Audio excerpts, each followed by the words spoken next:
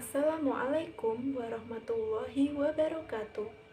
Puji syukur kehadirat Allah Subhanahu wa Ta'ala atas rahmat dan hidayahnya sehingga saya dapat melaksanakan ujian skripsi pada hari Kamis 22 Juli 2021. Terima kasih saya sampaikan kepada Ibu dosen tercinta yang pertama, yaitu Ibu Mardiah selaku dosen pembimbing skripsi, Ibu Isdiana selaku ketua penguji, dan Ibu Novi selaku anggota penguji.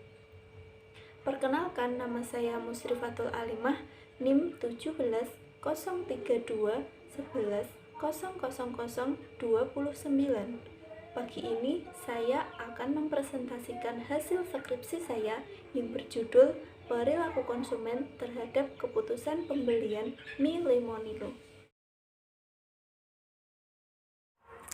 Pangan merupakan salah satu kebutuhan primer yang menjadi sumber energi bagi manusia untuk melakukan aktivitas sehari-hari. Sumber pangan yang mempunyai kandungan karbohidrat tinggi selain nasi adalah mie. Industri mie, terutama mie instan, berpotensi terus berkembang karena setiap tahunnya mengalami peningkatan permintaan. Berdasarkan World Instant Noodles Association atau WINA tahun 2019, Indonesia menjadi negara kedua pengkonsumsi mie instan terbanyak setelah Cina. Konsumsi mie instan di Indonesia yang besar justru menimbulkan masalah kesehatan yang tidak bisa disepelekan. Ada berbagai penyakit muncul akibat sering mengkonsumsi mie instan. Dampak buruk mie instan bagi kesehatan dalam jangka panjang menurut Sartika 2019 adalah hipertensi, penyakit jantung, dan diabetes. Berdasarkan hal tersebut, maka pada tahun 2017 muncul produk mie instan alami yang terbuat dari sari pati bayam, yaitu mie Lemonilo. Meskipun harganya lebih mahal daripada mie instan biasanya, namun antusias masyarakat sangat tinggi. Pergeseran pola hidup masyarakat pada gaya hidup yang lebih sehat, serta adanya pandemi COVID-19 yang secara tidak langsung mempengaruhi masyarakat untuk mengkonsumsi makanan sehat, menjadikan mie Lemonilo cenderung digemari. Penjualan mie Lemonilo yang terus meningkat menjadi hal menarik untuk diteliti karena mie Lemonilo tergolong produk baru sehingga masih beradaptasi agar mampu bersaing, mengingat persaingan bisnis mie instan yang begitu ketat. Tujuan dari penelitian ini yang pertama yaitu untuk mengetahui karakteristik konsumen, yang kedua untuk menganalisis proses pembelian mie Lemonilo, dan yang ketiga menganalisis atribut yang paling disukai oleh konsumen mie Lemonilo. Perilaku konsumen adalah studi tentang bagaimana individu atau kelompok membeli, memilih, mempertimbangkan barang dan jasa untuk memuaskan keinginan serta kebutuhan mereka. Pengetahuan akan perilaku konsumen akan memberikan bantuan yang sangat besar dalam merencanakan dan menerapkan strategi pemasaran, juga membantu memastikan produk tersebut terus menarik pasar. Semakin baik perusahaan memahami konsumennya, maka kemungkinan besar akan sukses di pasar. Menurut Durmas tahun 2014, sikap adalah kecenderungan yang dipelajari dalam menanggapi suatu objek. Konsumen memiliki sikap terhadap variasi objek atau atribut yang penting bagi pemasar. Atribut produk adalah unsur yang menjadi pertimbangan konsumen dalam keputusan pembelian produk, di mana menjadi pembeda atau pengembangan pada suatu produk yang dapat memberikan nilai tambah dan manfaat. Menurut Kusbayasari et al. 2014, setiap konsumen memiliki kemampuan yang berbeda dalam mengidentifikasi atribut produk, karena konsumen memiliki pengetahuan yang berbeda terhadap suatu produk. Keputusan pembelian merupakan tahap di mana pembeli telah menentukan pilihannya, melakukan pembelian produk, dan mengkonsumsinya. Pengambilan keputusan oleh konsumen diawali dengan adanya kesadaran atas kebutuhan dan keinginan. Menurut Courtney, proses pengambilan keputusan konsumen mencakup berbagai langkah, mulai dari identifikasi kebutuhan konsumen, mencari produk alternatif untuk memenuhi kebutuhan, evaluasi produk alternatif, tindakan membeli produk, dan evaluasi pasca pembelian. Penelitian yang dilakukan oleh Kusmawati 2019, Anhar dan Wardanu 2016, Simarmata 2019, Sasmaya menggunakan analisis Fishbein untuk melihat perilaku konsumen dalam memilih produk yang ditawarkan. Penelitian lain dilakukan oleh Andri dan Ellis 2014 yang bertujuan untuk mengidentifikasi proses keputusan pembelian dan menganalisis atribut yang dipertimbangkan oleh konsumen dalam pembelian mie instan di Kabupaten Bangkalan. Penelitian dilakukan terhadap 3 kota besar yang ada di Indonesia, meliputi Jakarta, Surabaya, dan Semarang. Pemilihan lokasi penelitian berdasarkan bahwa kota tersebut termasuk dalam 5 kota terbesar di Indonesia, sehingga memungkinkan pembelian mie instan lebih banyak. Metode penentuan sampel dilakukan secara sengaja atau purposive sampling berdasarkan faktor spontanitas. Artinya, siapa saja dapat mengisi kuesioner yang dibagikan dengan syarat memenuhi kriteria yang ditentukan. Kriteria yang dimaksud yakni responden pernah mengonsumsi mie lemonilo.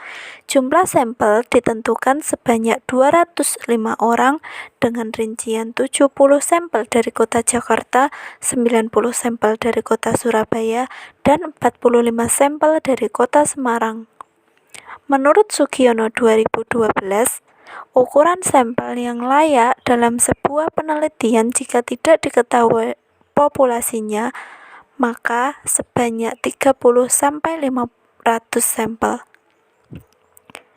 Pemilihan dan penentuan atribut pada penelitian ini dilakukan dengan survei awal menggunakan Google Formulir yang dibagikan melalui akun media sosial WhatsApp. Hasil atribut meliputi harga, rasa, tanggal kadaluarsa, manfaat produk, logo halal, ukuran, kemudahan memperoleh, dan promosi penjualan. Sumber data penelitian yaitu data primer dan sekunder. Data primer didapatkan dari kuesioner yang dibagikan kepada responden. Pengisian kuesioner dilakukan secara online yaitu dengan membagikan link Google Formulir melalui akun sosial media meliputi grup WhatsApp, Instagram, dan Facebook selama 1 bulan. Hal ini dilakukan karena mengingat kondisi di masa pandemi yang membatasi pertemuan dengan orang lain. Sedangkan data sekunder didapatkan dari berbagai sumber berupa jurnal, buku, artikel, laporan, dan hasil penelitian. Metode analisis data menggunakan analisis deskriptif kualitatif untuk mengetahui karakteristik konsumen mie lemonilo dan proses keputusan pembelian mie lemonilo. Sedangkan untuk mengetahui analisis atribut-atribut yang paling disukai dalam pembelian mie lemonilo yaitu menggunakan analisis multi-atribut Fishbein. Model analisis Fishbein secara matematis dapat dilihat sebagai berikut.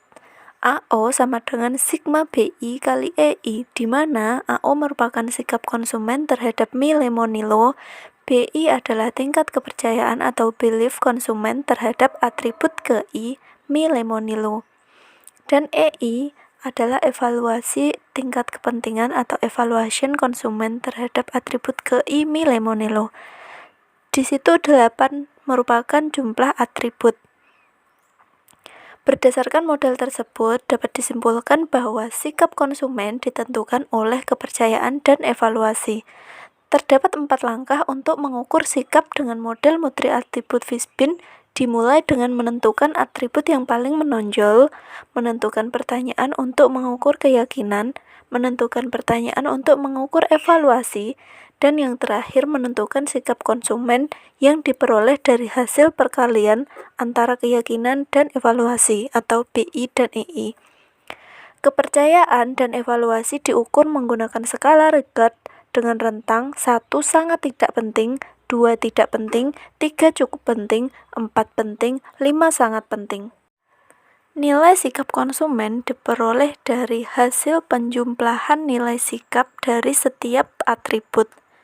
Nah, untuk menentukan skor maksimum sikap konsumen menurut Pradana et al.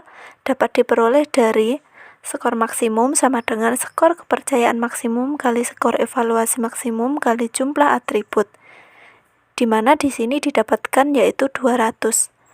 Nah, untuk mengetahui rentang nilainya dapat dilihat pada tabel berikut, di mana jika rentang nilai AU 8-46,4 artinya sikap konsumen sangat tidak penting atau tidak baik maksud saya. Kemudian jika nilainya 46,5 sampai 84,9 maka artinya sikap konsumen tidak penting atau tidak baik. Jika nilainya 85 sampai 123,4, maka nilai sikapnya cukup penting atau cukup baik. Kemudian jika nilainya 123,5 sampai 161,9, maka sikap konsumen penting atau baik. Dan yang terakhir, apabila nilainya 162 sampai 200,4, maka sikap konsumen sangat penting atau baik. Selanjutnya yaitu kita masuk ke pembahasan. Yang pertama yaitu karakteristik konsumen Milei-Monello. Karakteristik yang pertama yaitu berdasarkan jenis kelamin. Mayoritas adalah perempuan. Hal ini dikarenakan perempuan lebih peduli terhadap kesehatannya. Hasil ini didukung penelitian Ritonga 2018 bahwa masyarakat Tanjung Semangat yang mengkonsumsi mie instan sebagian besar berjenis kelamin perempuan. Selain itu, ketika berbelanja, pola berpikir wanita lebih detail dan rinci sebelum memutuskan untuk membeli produk. Berbeda dengan laki-laki yang tidak begitu detail karena mereka tidak ingin menghabiskan banyak waktu hanya untuk memilih produk. Kemudian karakteristik konsumen berdasarkan status didominasi responden yang belum menikah, yaitu dengan persentase 70,16%. Hal ini dikarenakan seseorang yang belum menikah lebih banyak menghabiskan aktivitasnya di luar rumah untuk bekerja atau kuliah dan tidak punya banyak waktu, sehingga lebih sering mengkonsumsi mie instan. Kemudian karakteristik konsumen berdasarkan usia didominasi responden berusia 20-30 tahun. Artinya, konsumen Milei-Monello termasuk kategori usia produktif di mana konsumen dapat memilih produk dengan baik sesuai kebutuhan dan keinginannya. Mereka cenderung lebih rasional dalam melakukan keputusan pembelian. Kemudian karakteristik konsumen berdasarkan profesi dan pendidikan secara keseluruhan didominasi oleh mahasiswa dengan pendidikan terakhir yakni tamat SMA atau sederajat. Hal ini dikarenakan mahasiswa lebih menyukai makanan yang praktis namun tetap memperhatikan kandungan gizinya. Pendidikan yang baik membuat seseorang lebih peka terhadap pemahaman serta informasi produk. Hasil ini sejalan dengan penelitian Rowiani dan YPE 2020 bahwa konsumen mie instan di Indomaret Kecamatan Banjarsari Kota Surakarta rata-rata berprofesi sebagai mahasiswa dengan pendidikan terakhir yakni tamat SMA atau sederajat. Kemudian karakteristik responden berdasarkan pendapatan per bulan didominasi responden dengan pendapatan per bulan lebih dari 3.500.000. Pendapatan berdampak secara nyata terhadap pertimbangan dan keputusan konsumen. Tingginya pendapatan akan memberi peluang lebih besar untuk membeli produk. Berdasarkan hasil ini, responden di kota Surabaya dan Jakarta sebagian besar mempunyai pendapatan lebih dari 3.500.000. Sedangkan responden di kota Semarang sebagian besar mempunyai pendapatan per bulan kurang dari 500.000. Hal ini mungkin dikarenakan karena memang di kota Semarang memiliki upah minimum kabupaten atau UMK lebih rendah daripada di Surabaya dan Jakarta. Yang terakhir yaitu karakteristik responden berdasarkan jumlah anggota keluarga. Dapat diketahui bahwa sebagian besar mempunyai jumlah anggota keluarga 4-6 orang dengan persentase 54,96%. Hasil ini termasuk dalam kategori sedang karena jika terlalu banyak anggota keluarga, maka pembelian akan dipertimbangkan lagi mengingat akan lebih banyak pengeluaran untuk membeli mie Lemonilo. Kemudian kita masuk ke pembahasan kedua, yaitu proses pengambilan keputusan dalam pembelian mie Lemonilo. Yang pertama yaitu identifikasi kebutuhan konsumen. Motivasi atau alasan konsumen membeli mie Lemonilo sebagian besar adalah karena ingin mencoba. Produk mie instan ini tergolong baru sehingga banyak masyarakat yang penasaran untuk mencobanya. Kemudian manfaat yang konsumen inginkan dalam pembelian mie Lemonilo yaitu sebagai makanan selingan. Hal ini dikarenakan kandungan karbohidrat yang cukup tinggi pada mie Lemonilo yang hampir setara dengan nasi. Hasil ini sejalan dengan penelitian Mulyadi dan Fauziah 2014, konsumen menginginkan mie instan sebagai makanan selingan. Waktu yang paling sering bagi responden untuk mengkonsumsi mie Lemonilo adalah malam hari. Karena pada malam hari adalah waktu untuk bersantai setelah melakukan aktivitas sejak pagi hari. Tahap kedua yaitu pencarian informasi produk. Responden mendapatkan informasi seputar mie Lemonilo dari iklan di televisi dan media sosial. Iklan yang menarik serta brand ambasador yang terkenal akan dapat mempengaruhi konsumen untuk membeli mie Lemonilo. Kemudian responden tertarik untuk membeli mie Lemonilo karena tidak membahayakan kesehatan. Menurut ULI 2019, mie Lemonilo dibuat dari bahan-bahan alami tanpa 3P, pengawet, perasa, dan pewarna buatan, serta tidak mengandung MSG atau monosodium glutamat. Tahap yang ketiga yaitu evaluasi produk alternatif. Setelah konsumen mengetahui kebutuhannya dan mencari informasi tentang produk, maka selanjutnya yaitu konsumen akan menilai pilihan produk pada alternatif yang diinginkan. Hal yang menjadi pertimbangan konsumen dalam membeli dan mengkonsumsi mie Lemonilo yaitu kandungan gizinya. Sebagian masyarakat memilih mie Lemonilo karena kandungan gizinya yang sesuai dengan kebutuhan tubuh. Mie Lemonilo terkenal tinggi kalori dan rendah lemak sehingga tidak menimbulkan kegemukan atau obesitas. Tahap keempat yaitu tindakan membeli produk. Yang mempengaruhi konsumen untuk membeli mie Lemonilo adalah iklan. Seiring dengan konsumen yang mendapatkan informasi seputar mie Lemonilo dari iklan, hal itu juga yang mempengaruhi untuk membeli mie Lemonilo.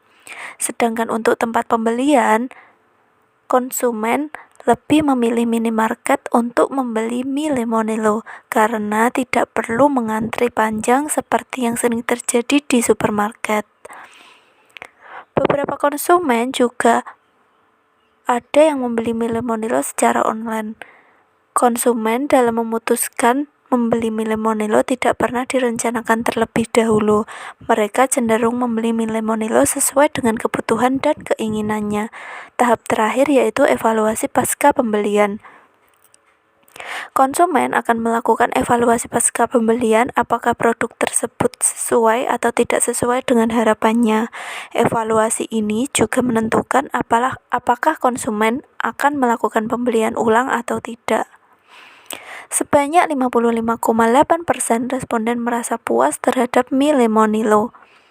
Jika terjadi kenaikan harga mie Lemonilo, mereka akan tetap membeli, yang artinya kenaikan harga tidak berpengaruh terhadap keputusan pembelian. Sebagian dari mereka juga akan merekomendasikan produk mie Lemonilo pada orang lain. Selanjutnya kita masuk ke pembahasan yang terakhir yaitu atribut yang paling disukai konsumen mie Lemonilo.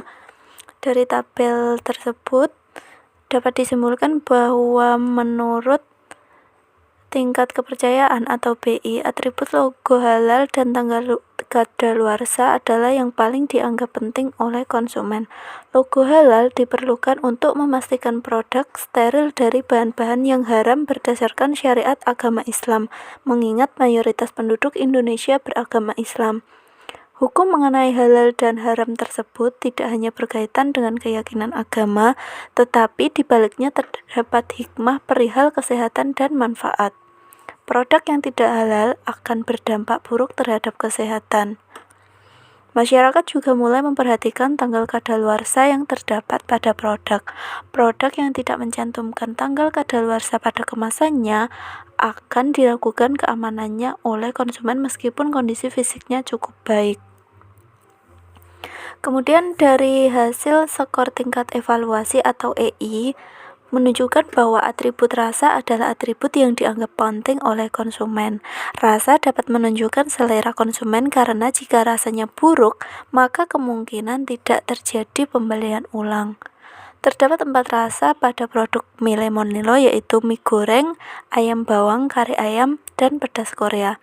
Dari keempat rasa tersebut, Lemonilo mie goreng yang paling diminati oleh konsumen. Sama halnya dengan nilai tingkat kepercayaan, logo halal juga menjadi atribut yang dianggap penting oleh konsumen berdasarkan skor tingkat evaluasi. Selanjutnya yaitu sikap konsumen. Atribut logo halal dan tanggal kadaluarsa tetap menjadi atribut dengan skor tertinggi karena memang kedua atribut tersebut yang menjamin keamanan produk. Diikuti dengan atribut kemudahan memperoleh, rasa, ukuran, manfaat, promosi produk, dan harga. Nilai sikap secara keseluruhan diperoleh dari hasil penjumlahan nilai sikap dari seluruh atribut mie Lemonilo. Dilihat dari tabel tersebut, menunjukkan bahwa nilai sikap secara keseluruhan adalah 113,96 yang berada pada interval 85 sampai 123,4. Artinya, mie Lemonilo dinilai cukup baik oleh konsumen. Dari penjelasan sebelumnya dapat ditarik kesimpulan bahwa 1.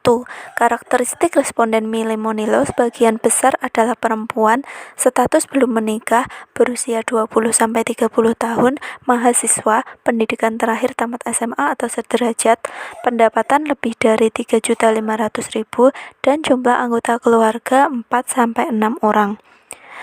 2. Tahap pengenalan kebutuhan. Diketahui bahwa motivasi atau alasan konsumen membeli mie Lemonilo karena ingin mencoba.